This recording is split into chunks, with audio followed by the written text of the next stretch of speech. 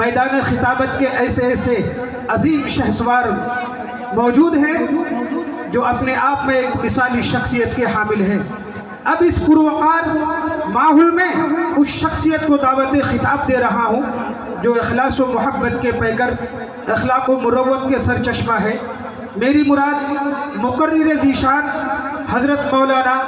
مفتی وسیم احمد صاحب قاسمی دامت برکاتہم، جو امام و خطیب ہوتے ہیں مدینہ مرکزی مسجد خوریجی چوپال دہلی کے۔ حضرت والا سے کرسی خطابت پر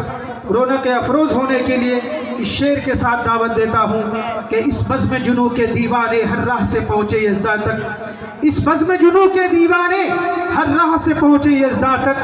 ہے عام ہمارے افسانے دیوار چمن سے زندہ تک، 100 بار سوارا ہے ہم نے اس ملک کے گیسوئے برہم کو، یہ اہل جنوں بتلائیں گے کیا ہم نے دیا ہے عالم کو۔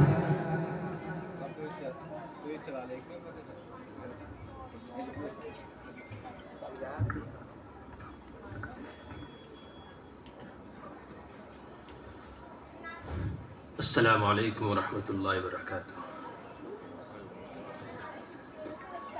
ایک مرتبہ سبھی حاضرین جو ہے درود پاک پڑھ لیں۔ اللہم صل۔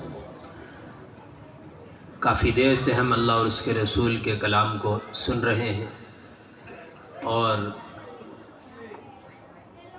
رسول اللہ صلی اللہ علیہ وسلم چونکہ محسن انسانیت ہیں، اور ہم پر سب سے بڑا اس زندگی میں، اس زندگی کے بعد بھی اگر کوئی احسان ہے جو اللہ تبارک و تعالی نے ہم پر کیا ہے، تو وہ رسول اکرم صلی اللہ علیہ وسلم کی ذات گرامی کا ہے۔ تو اس لیے آپ صلی اللہ علیہ وسلم پر ہمیں بار بار درود پڑھتے رہنا چاہیے۔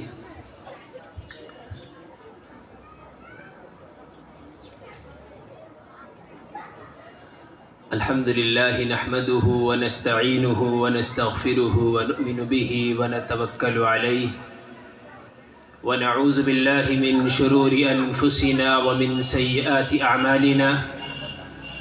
من يهده الله فلا مضل له ومن يضلله فلا هادي له، ونشهد ان لا اله الا الله وحده لا شريك له، ونشهد أن سيدنا وسندنا ونبينا ومولانا محمد صلى الله تعالى عليه وعلى آله وأصحابه أجمعين. أما بعد فأعوذ بالله من الشيطان الرجيم، بسم الله الرحمن الرحيم. يا أيها الذين آمنوا ادخلوا في السلم كافة ولا تتبعوا خطوات الشيطان إنه لكم عدو مبين. صدق الله مولانا العظيم. محترم سامعین کرام اور عزیز طلباء اور اسٹیج پر رونق افروز علماء کرام، آپ نے آج کی اس مبارک محفل میں بہت سی اصلاحی باتوں کو سماعت کیا، اور بہت سی ایسی باتیں جو آپ نے پہلے بھی سنی ہوں گی ان کو دوبارہ سے سنا، اور آپ بہت سی باتوں کو سننے کے بعد کہیں نہ کہیں دل میں یہ خیال لاتے ہوں گے، ارے قاری صاحب یا مولوی صاحب نہ جانے کیوں بار بار وہی باتیں دہراتے ہیں جن کو ہم پہلے سن چکے ہیں، سنتے رہتے ہیں، آخر ان کی ضرورت کیا تھی؟ لیکن ہمیں قرآن کے اس ارشاد کو ہمیشہ اپنے سامنے رکھنا چاہیے کہ جس میں اللہ تبارک و تعالیٰ یہ ارشاد فرماتے ہیں وَذَكِّرْ فَإِنَّ الذِّكْرَى تَنفَعُ الْمُؤْمِنِينَ، کہ تم ذکر کرو، بار بار تذکرہ کرو، بار بار باتوں کو دہراؤ، یہ آپس کا مذاکرہ، یہ آپس میں باتیں کرنا، یہ آپس میں باتوں کو دہرانا، یہ ایمان والوں کو نفع پہنچاتا ہے۔ ٹھیک اسی طرح سے اس بات کو ہم سمجھیں جس طرح سے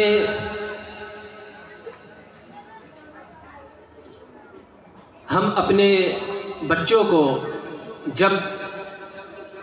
کوئی سودا لینے کے لیے گھر سے بھیجتے ہیں تو بچہ چونکہ معصوم ہوتا ہے اور وہ سودا غلط نہ لے کر آ جائے، یا دکان پر جانے کے بعد وہ یہ نہ بھول جائے کہ وہ لینے کیا گیا تھا، تو اس لیے ہم معصوم بچے کو بار بار ایک بات سمجھاتے ہیں، ایک بات بار بار دہراتے ہیں، صرف اس لیے تاکہ جس مقصد سے ہم بچے کو بھیج رہے ہیں وہ مقصد اس کا فوت نہ ہو جائے، وہ مقصد نہ بھول جائے۔ تو اللہ تبارک و تعالی نے بھی ہمیں یہ ارشاد فرمایا کہ تم بھی بار بار باتوں کو دہراتے رہو، مذاکرے میں لاتے رہو تاکہ تمہیں نفع پہنچے۔ اب جب ہم ایمان والے ہیں تو وہ باتیں ہمیں ضرور نفع پہنچائیں گی، لیکن افسوس کی بات یہ ہے کہ آج ہم مسلمان تو ہیں لیکن حقیقی معنی میں جس کو نبی نے کہا ہے مومن، آج ہم میں سے اکثر وہ مومن نہیں ہے۔ تو ہم مسلمان تو بن چکے ہیں، یا نام سے یا عمل سے ہم مسلمان تو دکھائی دیتے ہیں، لیکن ہمیں اللہ اور اس کے رسول کی نظر میں، شریعت کی نظر میں حقیقی معنی میں مومن بننے کی ضرورت ہے۔ رسول اکرم صلی اللہ علیہ وسلم نے ارشاد فرمایا لا یؤمن احدکم حتی اکون احب الیہ من والدہ وولدہ والناس اجمعین، کہ تم میں سے کوئی شخص اس وقت تک کامل درجے کا مسلمان ایمان والا نہیں ہو سکتا جب تک کہ وہ میری بات کو اپنے ماں باپ، اپنی اولاد اور تمام انسانوں کی بات پر مقدم نہ کرو۔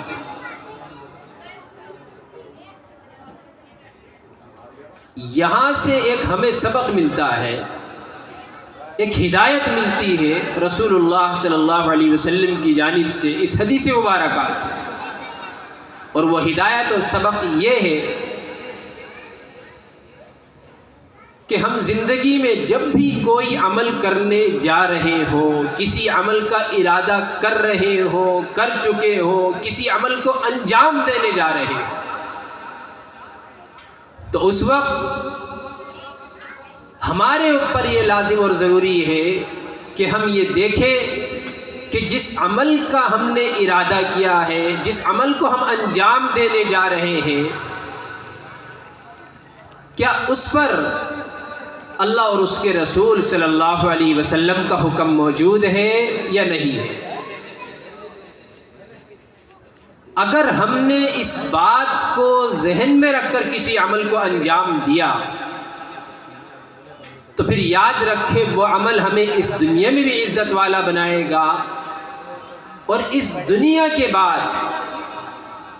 قبر سے لے کر جنت میں داخل ہونے تک کی تمام منزلوں میں ہمارے لیے نجات کا سامان بنے گا۔ اور اگر ہم نے کسی بھی عمل کے وقت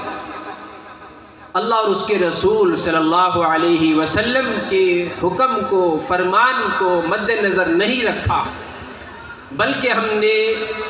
اپنے ماں باپ، یا اسی طرح اپنی اولاد کی ناجائز خواہشات،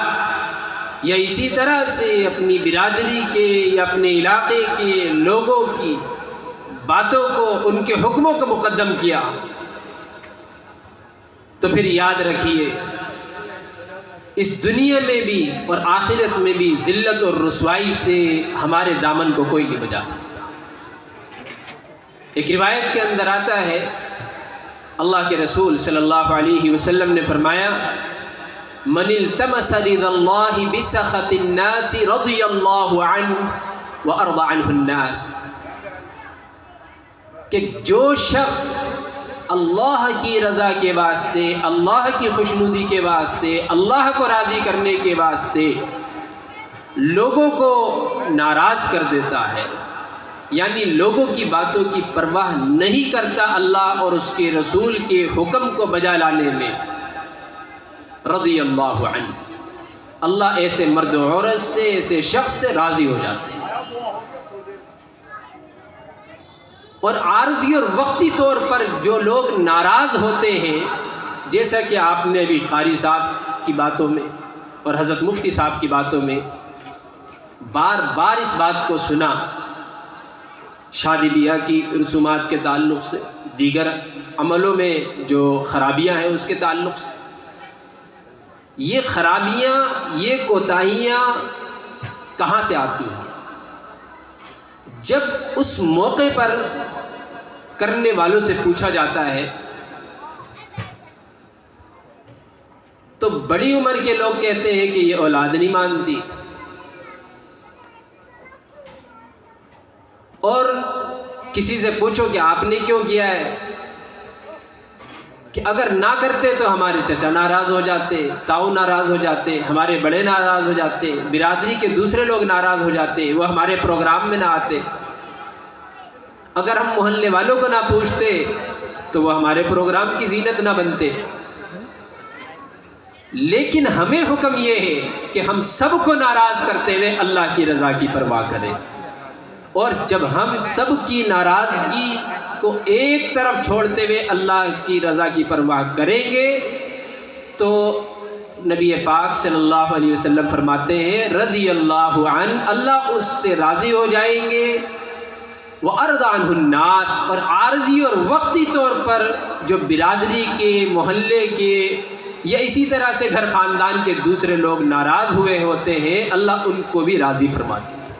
ان کے دل میں بھی اللہ اس کی محبت ڈال دیتے ہیں، اور وہ کہتے ہیں کہ نہیں، کچھ بھی ہو اس کا عمل اچھا تھا، ٹھیک ہے اس نے ہمیں نہیں بلایا، ٹھیک ہے اس نے اس رسم کو نہیں کیا، لیکن اس کا عمل بہت اچھا تھا۔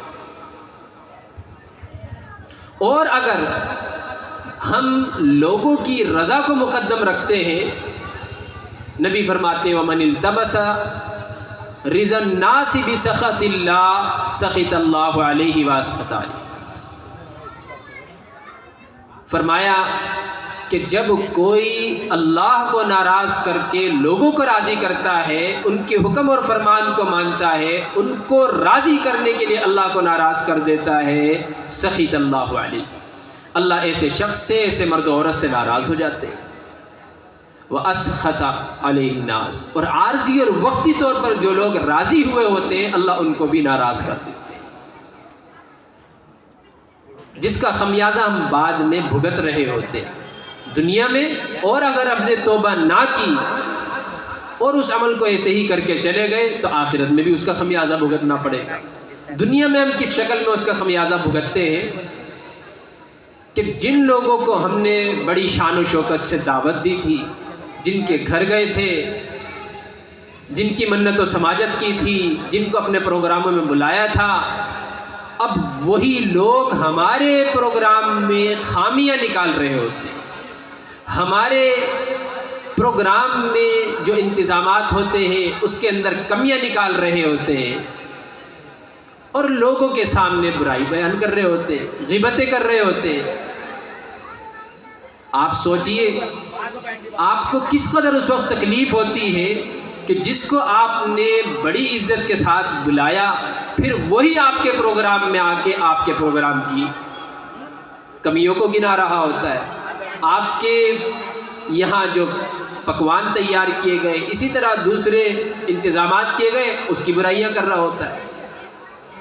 یہ صرف اس وجہ سے ہوتا ہے چونکہ ہم نے اس موقع پر اللہ کی رضا کی پرواہ نہیں کی اور لوگوں کی رضا کی پرواہ کی۔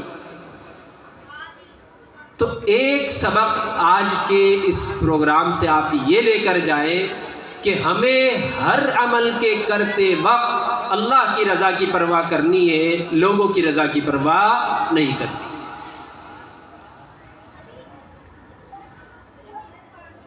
چونکہ وقت بھی پورا ہو چکا ہے اور رات بھی کافی تاریک ہوتی جا رہی ہے، موقع اتنا ہے نہیں کہ بہت سی باتیں اور جو ذہن میں تھیں، آ رہی تھیں، جو ضروری تھی وہ کر لی جائیں، لیکن تمام باتوں کا، تمام زندگی کا جو ہم اسلام کو پڑھتے اور جانتے ہیں، جس شریعت کو ہم شریعت کہتے ہیں، اس کا جو لب لباب ہے، اس کا جو اصل مغز ہے، ہم اس کی طرف غور کر لیں اور پھر دعا کر لیتے ہیں۔ دیکھیے، جب آپ مسجد میں جاتے ہیں، امام مسجد سے آپ جمعے کے خطبے میں بار بار جب تعلیم کے اوپر، تعلیم کی فضیلت کو سنتے ہیں، یا اسی طرح سے آپ اپنے کسی بھی ایجوکیشن سینٹر میں جاتے ہیں، تعلیم گاہ میں جاتے ہیں، درس گاہ میں جاتے ہیں، کسی بھی استاذ کے پاس جاتے ہیں، تو وہ سب سے پہلے آپ کو اس تعلیم کی فضیلت بتا رہا ہوتا ہے۔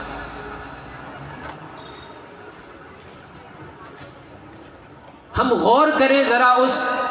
فرمان رسول صلی اللہ علیہ وسلم کی طرف کہ جس میں آپ صلی اللہ علیہ وسلم نے فرمایا،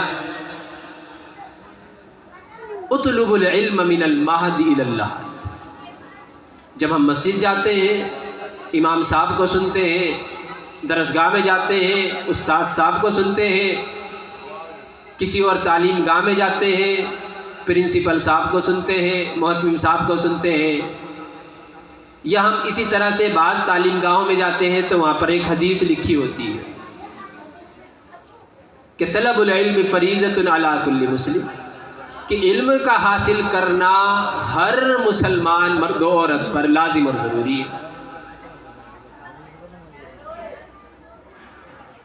دوسری بات نبی فرماتے ہیں،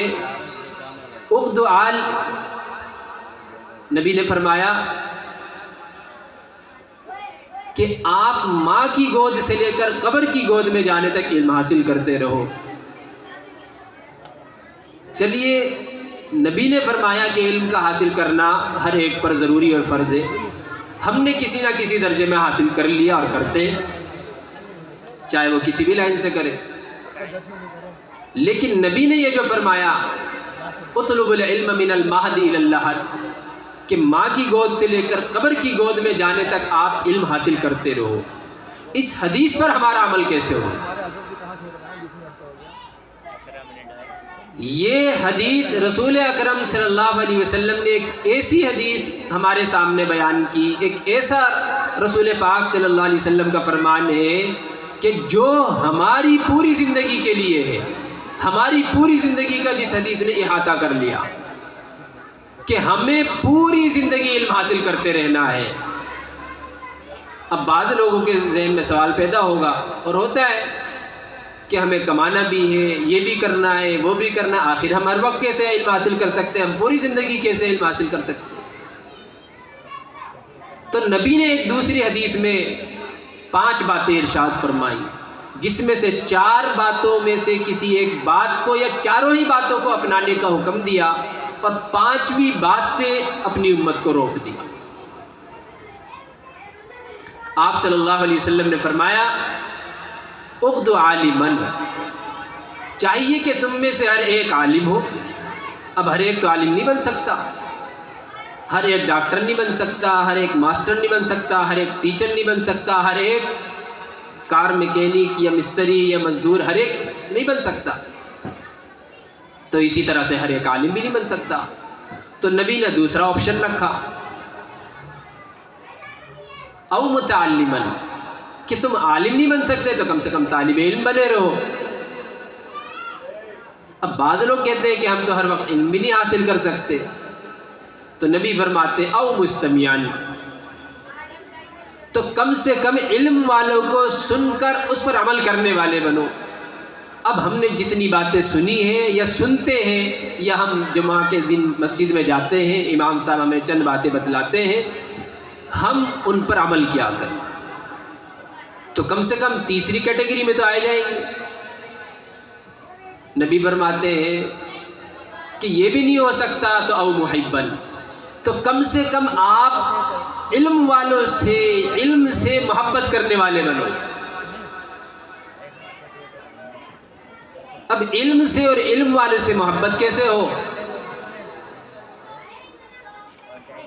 علم اور علم والوں سے محبت یہ نہیں ہے کہ بس ہم جمعہ کے دن جو ہے چند منٹوں کے لیے چلے جائیں اور چند باتیں امام صاحب سے سن لیں، یا اس طرح کے پروگرام ہو اور اس میں ہم جائیں اور تھوڑی بہت دیر دین کی باتیں سن لیں، یا اپنا واٹس ایپ کھولیں، کوئی سوشل میڈیا پر کوئی کلپ آ جائے ہم اس کو سن لیں۔ تو یہ علم اور علم سے محبت کا وہ درجہ نہیں ہے جس کو نبی بیان فرما دے، بلکہ علم اور اہل علم سے محبت کا تقاضا یہ ہے کہ آپ پوری زندگی علم سیکھتے رہے، علم والوں کے پاس لگے رہے اور ہر طرح سے اپنا وقت اور مال یہ آپ علم اور اہل علم پر خرچ کرتے ہیں۔ اللہ تبارک و تعالی جب سورہ صف کے دوسرے رکوع میں یہ فرماتے ہیں کہ اے ایمان والو هل ادلکم علی تجارۃ تنجیکم من عذاب الیم، کیا میں تم کو ایک ایسی تجارت کے بارے میں نہ بتاؤں کہ جو تمہیں دردناک عذاب سے بچانے والی ہو؟ تو جب اللہ تبارک و تعالیٰ نے اس تجارت کا ذکر فرمایا کہ جو ہمیں دردناک عذاب سے دنیا میں بھی اور آخرت میں بھی اور قبر میں بھی بچانے والی ہے، تو آگے فرماتے ہیں تجاہدون فی سبیل اللہ باموالکم وانفسکم، یہاں پہ مال کا اور جان کا ذکر کیا ہے، اور اسی مال اور جان کے بارے میں اللہ فرماتے ہیں ان اللہ اشتری من المؤمنین انفسہم واموالہم بان لہم الجنہ، کہ اللہ تبارک و تعالیٰ نے اہل ایمان کے مال اور جان کو خرید لیا ہے جنت کے بدلے میں۔ تو ہم بھائی خریدے ہوئے ہیں، ہمیں اللہ تبارک و تعالیٰ نے پہلے ہی جنت کے بدلے میں خرید لیا ہے، ہم خریدے جا چکے ہیں۔ تو یہ ہمارا مال، ہماری جان، یہ اللہ کی امانت ہے اور اس کو خرچ کرنے کا اللہ نے حکم دیا اپنی راہ میں۔ اب یہ چھوٹا سا مکتب تھا، آپ نے اس کی طرف توجہ دی، بچوں کو بھیجا، بچوں نے علم حاصل کیا، بڑھتے بڑھتے بڑھتے بڑھتے آج یہ ایک مدرسہ بن گیا، اللہ کرے کل یہ جامعہ بھی بن جائے۔ تو یہ سب آپ کے تعاون کا نتیجہ ہے، لیکن ہمارا یہ تعاون کافی نہیں ہے، ہمیں اس تعاون کو بڑھانے کی ضرورت ہے۔ سچر کمیونٹی کی رپورٹ جو آئی اس کے اندر یہ معلوم ہوتا ہے کہ بس 3 سے 4% ہی مسلمانوں کے بچے ایسے ہیں جو مدارس میں پڑھتے ہیں، تو اور بچے کہاں ہیں؟ 90-95% ہمارے بچے کہاں جا رہے ہیں؟ اس پر غور کرنے کی ضرورت ہے۔ آج جس اسکول میں جاتے ہیں وہاں پر جلدی سے ایڈمیشن نہیں مل پاتا بچوں کو، لیکن ہمارے دینی ادارے وہاں پر جگہ موجود ہے، وہاں پر داخلے کے لیے انتظار میں، اور اور ہماری اس کی طرف کوئی توجہ نہیں ہے۔ جو ہمارے لیے دنیا میں بھی اور آخرت میں نجات و فلاح کا سامان پیدا کرنے والی جگہ ہے، آج ہماری اس کی طرف کوئی توجہ نہیں۔ تو ہمیں اس طرف توجہ دینے کی ضرورت ہے۔ تو نبی فرماتے ہیں کہ عالم بنو، طالب علم بنو، نہیں بن سکتے تو سن کر عمل کرنے والے بنو، اور فرمایا او محبن، کہ یا پھر علم اور اہل علم سے محبت کرنے والے بنو۔ جس کے اندر یہ چاروں صفت جمع ہو جائے سونے پر سہاگا ہے۔ لیکن آخر میں نبی فرماتے ہیں وَلَا تَكُنِ الْخَامِسَةُ فَتَهْلِكَ، کہ پانچویں قسم کے مت بننا، ورنہ تو ہلاک اور برباد ہو جاؤ گے، دنیا میں بھی برباد رہو گے اور آخرت میں بھی بربادی تمہارا مقدر۔ حضرت مفتی صاحب ابھی تفصیل سے چند باتیں عرض کر رہے تھے، اور اس میں ایک مسئلہ جو آپ کے سامنے بڑا اہم بیان کیا سیکیورٹی کا، جو آج ہم اپنی دکان، مکان، فلیٹ چند روپیوں پر دوسرے کو دے دیتے ہیں، گروی رکھ دیتے ہیں، اور پھر اس میں رہنے والا وہ کچھ وقت کے بعد نکلتا ہے تو اپنی اس رقم کو واپس لے لیتا ہے، اور اس دوران یا تو کوئی کرایہ ہی طے نہیں ہوتا،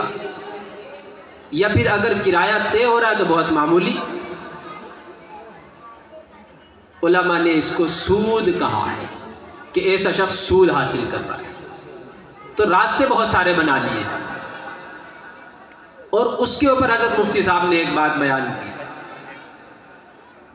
اللہ سورہ بقرہ کے اندر فرماتے ہیں یا ایھا الذین آمنوا اتقوا اللہ،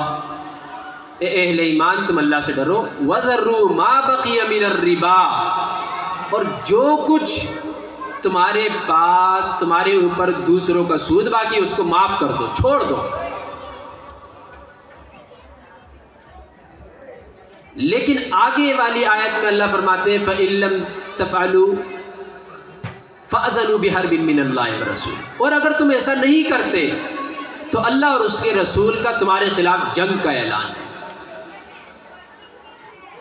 شرک کی بات آئے، کسی بھی عمل کی بات آئے، تو اللہ تبارک و تعالیٰ نے، اللہ کے رسول صلی اللہ علیہ وسلم نے کسی عمل پر یہ نہیں فرمایا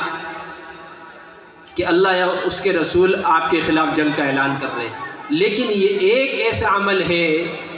کہ جس پر جنگ کا اعلان کیا گیا۔ اور دوسرا اگر کوئی عمل ہے تو وہ علم اور اہل علم کے تعلق سے ہے۔ فرمایا وَلَا تَكُنِ الْخَامِسَةُ فَتَهْلِكَ وَالْخَامِسَةُ أَن تُبْغِضَ الْعِلْمَ وَأَهْلَهُ، کہ پانچویں قسم جو ہلاک اور برباد کر دیے گی آپ کو، وہ علم سے اور اہل علم سے بغض ہے، حسد ہے، عناد ہے، جو آپ اپنے دلوں کے اندر رکھتے ہیں۔ ان کے خلاف کیے جانے والے پروپیگنڈے ہیں، جو آپ امام کے خلاف کرتے ہیں، امام کی حق بات کو سن کر اس کے خلاف باتیں کر رہے ہوتے ہیں، جو آپ اپنے علاقے میں چلتے ہوئے کسی ادارے کے خلاف کرتے ہیں، جو آپ کے بچوں کو دنیا اور آخرت کی نجات و فلاح والی تعلیم دینے والے اساتذہ ہیں، آپ اپنے اس ذرا سی اس کی کسی کوتاہی لفظ پر آپ اس کے خلاف کرنے لگتے ہیں۔ تو رسول اللہ صلی اللہ علیہ وسلم نے ایک عمل یہ بیان فرمایا ہے من آذا ولیا فقد آذنتہ، کہ ایسے شخص کے خلاف جنگ کا اعلان ہے۔ تو ہمیں اپنے آپ کو زندگی میں ان دو عملوں سے خاص طور سے بچانا ہے، ایک تو سود، اور علم اور اہل علم سے جو بغض حسد ہم کرتے ہیں اس سے ہمیں اپنے آپ کو بچانا ہے۔ اب یہ مکتب ہے، حضرت قاری محسن صاحب جس ادارے کو چلا رہے ہیں، یہ سب آپ کی عنایات، آپ کی ہمدردی اور آپ کی حمایت کا نتیجہ ہے کہ آج یہاں اس مدرسے کے بینر کے تحت جو ایک جلسہ قائم ہو رہا ہے، اور آپ کو مختلف علماء کو سننے کا موقع مل رہا ہے۔ تو اس کے لیے حضرت قاری صاحب جو ہے قابل مبارکباد ہیں، اور جو بھی اس انتظام میں لگے ہوئے ہیں سب قابل داد ہیں۔ اللہ تبارک و تعالیٰ اس پروگرام کو قبول فرمائے اور ہمیں پہلے سے زیادہ اس مدرسے کے ساتھ ساتھ اس مکتب کے ساتھ ساتھ تمام ہی مدارس اور تمام جو ملی خدمات کے اسٹیج ہیں اور دینی ادارے ہیں ان کا تعاون کرنے کی اللہ ہمیں توفیق عطا فرمائے۔ وآخر دعوانا الحمدللہ رب العالمین۔